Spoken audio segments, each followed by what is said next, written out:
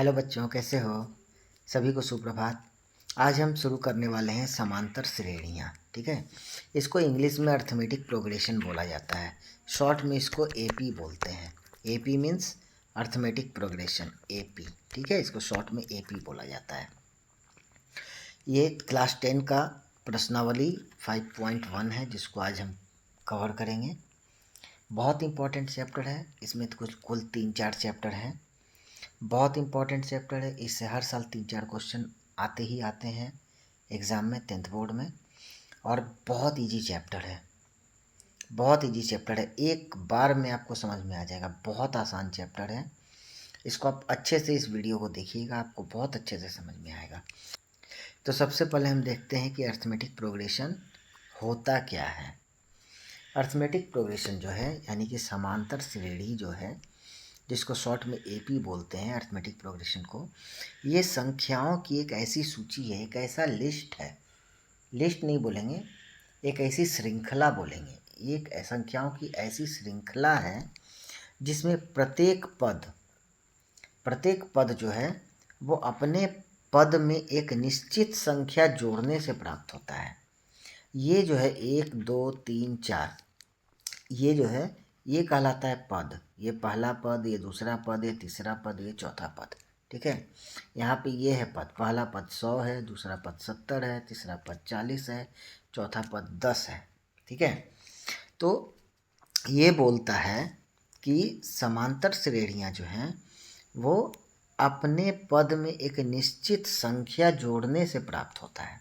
ठीक है, निश्चित संख्या का मतलब, निश्चित संख्या जो है वो जो निश्चित संख्या जो हम जोड़ा जाता है वो एपी का, यानी कि अर्थमेटिक प्रोग्रेशन का सार्व अंतर कहलाता है, जिसको कॉमन डिफरेंस भी बोलते हैं। ठीक है, इसको कॉमन डिफरेंस बोला जाता है, सार्व अंतर। ठीक है, एग्जाम में डायरेक्ट पूछता है क्वेश्चन कि सार्व अंतर बताइए। इस एक एपी दिया रहेगा इसी तरह से और बोलेगा इसका सार्व अंतर बताइए। इसको इंग्लिश में कॉमन डिफरेंस बोलते हैं। ये जो होता है कॉमन डिफरेंस, ये धनात्मक भी हो सकता है, मतलब पॉजिटिव भी हो सकता है, ऋणात्मक भी हो सकता है, मतलब निगेटिव भी हो सकता है, या जीरो भी हो सकता है, शून्य भी हो सकता है। इसको हम स्मॉल डी से डिनोट करते हैं। ठीक है, सार्व अंतर को, कॉमन डिफरेंस जो है उसको डी, स्मॉल डी से डिनोट करते हैं। जैसे हम यहाँ देखते हैं, ये हमारा क्वेश्चन है पहला दिया हुआ 1, 2, 3, 4। हम इसी से समझेंगे कि एपी क्या होता है, अर्थमेटिक प्रोग्रेशन या समांतर श्रेणी जो है वो होता क्या है। देखिए पहला पद है, ठीक है, तो इसमें एक हम जोड़ दिए तो 2 आ गया। ठीक है, +1 किए तो 2 आ गया, फिर इसमें +1 किए तो 3 आ गया, फिर इसमें +1 किए तो 4 आ गया, इसी तरह से 5 आएगा, इसी तरह से 6 आएगा, ये आगे बढ़ता चला जाएगा। ठीक है, तो ये जो +1 आया, यही +1 जो है वो डी है। तो इस इक्वेशन के लिए डी क्या है, 1। ठीक है, और ए, ये जो पहला पद है इसको ए बोला जाता है, तो ए क्या है, ए भी है 1। ठीक है, दूसरा क्वेश्चन अगर हम देखें तो यहाँ देखो 100 है, ए क्या है, 100 है। पहला पद जो होता है वो ए होता है, वो 100 है, और ये दोनों का डिफरेंस कितना है, 30। फिर यहाँ 30, फिर यहाँ 30, इसके आगे जाएगा फिर -30 होगा तो ये -20 हो जाएगा, फिर -30 होगा इसके आगे जाके तो ये -50 हो जाएगा। ये इसी तरह से आगे बढ़ता चला जाएगा। तो इसका कॉमन डिफरेंस यानी कि डी कितना है, इसका डी हो गया 30। ठीक है, अब इसको हम 30 नहीं लिखेंगे, क्यों, क्योंकि अगर हम 100 में 30 जोड़ेंगे तो 130 हो जाएगा, जबकि यहाँ 70 है, तो ये इसका डी होगा -30। इसका डी है +1। ठीक है, लेकिन प्लस जो होता है वो अंडरस्टूड होता है, उसको लिखने की ज़रूरत नहीं होती, लेकिन जब कोई चीज़ माइनस में होता है तो उसको लिखना पड़ता है। तो इसका डी हो जाएगा -30। उसी तरह से यहाँ देखेंगे तो यहाँ -3 जो है वो ए है, पहला पद। ठीक है, इसके बाद इसमें एक जोड़ा गया तो -2 हुआ, फिर एक जोड़ा गया तो -1 हुआ, फिर एक जोड़ा गया तो 0 हो गया, फिर एक जोड़ा तो 1 हो गया, ठीक है। फिर इसमें एक जोड़े तो 2 हो गया। इसी तरह से एक और जोड़ेंगे तो अगला पद हो जाएगा 3, फिर अगला पद 4, फिर 5। इस तरह से इसका पद आगे बढ़ते चला जाएगा। ठीक है। तो पहला पद -3 जो कि ए हुआ, और सार्व अंतर क्या हुआ, कॉमन डिफरेंस डी, इसका डी हो गया 1। ठीक है, +1 लिखने की ज़रूरत नहीं है। ये देखो चौथा है हमारा, बोलता है 3 3 3 3 3 3, ए हो गया 3। ठीक है। अब डी क्या होगा इसमें, डी इसमें क्या होगा, ये 3 में हम 0 को जोड़ दिए तो 3 हो गया, फिर 0 जोड़, हर बार 0 जुड़ रहा है तो डी हो जाएगा 0। कहने का मतलब है कि एक प्रॉपर तरीके से बढ़ना या घटना एपी कहलाता है। ठीक है, अर्थमेटिक प्रोग्रेशन। जैसे +1 हर जगह +1 जुड़ रहा है पहला में, दूसरा में हर जगह -30 हो रहा जुड़ रहा है, तीसरा में हर जगह +1 जुड़ रहा है, चौथा में हर जगह 0 जुड़ रहा है। मतलब हर जगह हर पद के बीच का अंतर जो है वो सेम होना चाहिए, तब वो एपी कहलाता है। ठीक है, इसको इस तरह से निरूपित किया जाता है। ठीक है, इस तरह से इसको निरूपित किया जाता है। पहला पद ए, दूसरा पद a+d होगा क्योंकि a में d को जोड़ा गया। ठीक है, अंतर को, सार्व अंतर जो है कॉमन डिफरेंस, उसको पहला पद में जोड़ा गया। फिर दूसरे पद में फिर से d को जोड़ा गया तो यहाँ a+d था, यहाँ a+2d हो जाएगा। फिर इसमें फिर सार्व अंतर कॉमन डिफरेंस को जोड़ा जाएगा तो a+3d हो जाएगा। इसी तरह से a+4d हो जाएगा। तो इसी तरह से एपी को, अर्थमेटिक प्रोग्रेशन को दर्शाया जाता है, निरूपित किया जाता है। ठीक है, एपी के प्रकार। ठीक है, 2 प्रकार के एपी होते हैं, अर्थमेटिक प्रोग्रेशन होते हैं 2 प्रकार के। हम शॉर्ट में ही बोलेंगे, अब एपी ही बोलेंगे, आप समझ जाना अर्थमेटिक प्रोग्रेशन है। ठीक है, एपी के प्रकार 2 प्रकार के होते हैं। पहला होता है फाइनाइट एपी। फाइनाइट एपी यानी कि इस हिंदी में इसको परिमित एपी बोलते हैं। और दूसरा होता है इनफाइनाइट एपी, इसको हिंदी में अपरिमित एपी बोलते हैं। अब फाइनाइट और इनफाइनाइट में अंतर क्या होता है तो समझो। जैसे देखो दिया हुआ 1 2 3 4 ... 50, मतलब ए दिया हुआ है 1।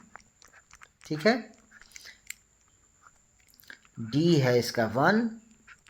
ठीक है, और ये आखिरी पद दिया हुआ है 50। यहाँ देखो ए है इसका 800।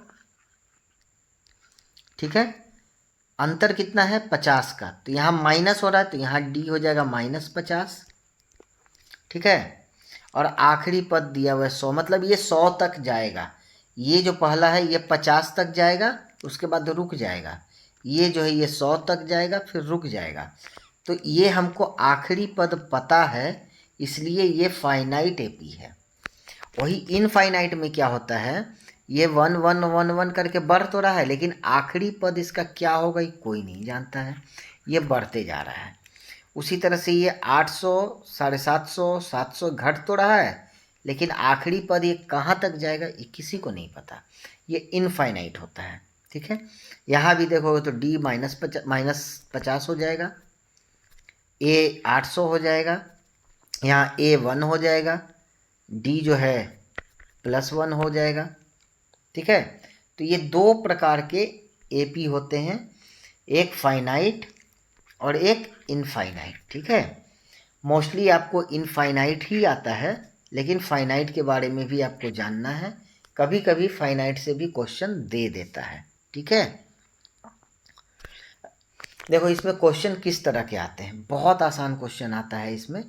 समझो, इसको दिया हुआ है एपी के प्रथम 4 पद लिखिए। ठीक है, जबकि प्रथम पद ए और सार्व अंतर डी निम्नलिखित है। मतलब आपको पहला पद दिया हुआ है ए और अंतर दिया हुआ है डी। ठीक है, ए बराबर 10 और डी बराबर 10 दिया हुआ है। तो पहला पद 10 है ए, अंतर 10 है, 4 पद आपको लिखना है। तो 10 के बाद डी 10 है तो 10 इसमें जुड़ जाएगा तो 20 हो जाएगा, फिर 10 जुड़ेगा तो 30 होगा, फिर 10 जुड़ेगा तो 40 होगा। ये आपका प्रथम 4 पद हो गया, ये आपका आंसर हो गया। ठीक है। सेकंड क्वेश्चन है, पहला पद दिया हुआ है -2 और डी दिया हुआ है 0। मतलब ए जो है वो -2 है, पहला पद यहाँ से स्टार्ट होगा और इसका जो अंतर है वो 0 का है, मतलब ये -2 -2 -2 इस तरह से जाएगा। ये 4 पद हो गया आपका आंसर। ठीक है। तीसरा क्वेश्चन है ए दिया हुआ है -1.25। ठीक है, तो ये -1.25 से स्टार्ट होगा। ठीक है। और डी दिया हुआ है यहाँ डी दिया हुआ है -0.25, मतलब ये घटेगा। -1.25 में अगर -0.25 को हम ऐड करेंगे तो कितना आएगा बताइए? ये आ जाएगा -1.5। ठीक है। फिर इसमें -0.25 ऐड करेंगे तो क्या आएगा? ये आ जाएगा -1.75। फिर इसमें -0.25 ऐड करेंगे तो क्या आएगा? ये आ जाएगा -2। ठीक है। 4 ही पूछ रहा है तो यही आंसर हो गया। 5 पूछेगा, इसके आगे पूछेगा तो ये हो जाएगा -2.25। ठीक है, लेकिन आपका आंसर यहीं तक है। ठीक है। इतना इजी क्वेश्चन पूछता है एग्जाम में, यही इसी को पढ़ना है आपको। ये फर्स्ट चैप्टर है। सेकंड क्वेश्चन देखिए क्या बोलता है, क्या क्वेश्चन है, कितना इजी क्वेश्चन है। देखिए ये पूछ रहा है इनमें से कौन एपी है। मतलब यहाँ पे हम 2 एग्जाम्पल लिए हैं, आपको 2 क्वेश्चन दिए हैं। पूछ रहा है इसमें से कौन एपी है, और यदि है तो प्रथम पद, मतलब अगर ये दोनों में से कोई भी जो भी एपी होगा उसका प्रथम पद लिखिए, उसका सारवंतर यानी कि डी लिखिए, और इनके 3 और पद लिखिए। इसके बाद के 3 पद और लिखना है। ठीक है। तो देखते हैं कि कौन, सबसे पहले तो ये देखते हैं कौन एपी है, क्योंकि एपी है तभी हमको बाकी सब काम करना है, एपी नहीं है तो नहीं करना है। तो देखिए यहाँ क्या है, 2 में +2 हुआ तो 4 हो गया, फिर 4 में ये +4 हो गया तो 8 हो गया, और 8 में +8 हो गया तो ये 16 हुआ। तो क्या ये डिफरेंस जो है सेम है? यहाँ पे 2 का डिफरेंस है, यहाँ पे 4 का डिफरेंस है, यहाँ पे 8 का डिफरेंस है, तो ये एपी नहीं है। इसका पहला का आंसर होगा कि ये एपी नहीं है। ठीक है। और इसके बाद आगे कुछ नहीं निकालना है, क्योंकि एपी नहीं है। एपी रहेगा तभी आगे निकालना है। सेकंड क्वेश्चन है, पहला पद 2 है, दूसरा पद 5/2 है, तीसरा पद 3 है, चौथा पद 60/2 है। इसको आप अगर ध्यान से देखो तो ये 2 है, ठीक है, ये 2.5 है, ये 3 है, ये 3.5 है, और इस तरह से जा रहा है। मतलब 0.5 जो है 0.5 जो है वो ऐड हो रहा है। यहाँ भी 0.5 ऐड हो रहा है, यहाँ भी 0.5 ऐड हो रहा है, इसी तरह से आगे भी ऐड होगा। लेकिन आपको देखो क्वेश्चन में आपको 0.5 करके नहीं दिया है, 2 के बाद 2.5 नहीं दिया, 5/2 लिखा है, तो हमको इसी फॉर्म में लिखना होगा। देखो ऐसे लिखेंगे, 2 है, 5/2 है, 3 है, 7/2 है। ठीक है। और इसके आगे का लिखना है। तो सबसे पहले ये तो हमको दिख गया कि ये एपी में है, मतलब पहला आंसर हुआ कि हाँ ये एपी है। ठीक है। अब प्रथम पद निकालना है, तो ए हो गया इसका 2, पहला पद। कॉमन डिफरेंस डी निकालना है, तो हम 0.5 नहीं लिखेंगे, यहाँ देखिए 1/2 ऐड हो रहा है। 0.5 को 1/2 लिखते हैं ना, ये 1/2 के फॉर्म में ऐड हो रहा है, तो इसका डी हो जाएगा 1/2। ठीक है।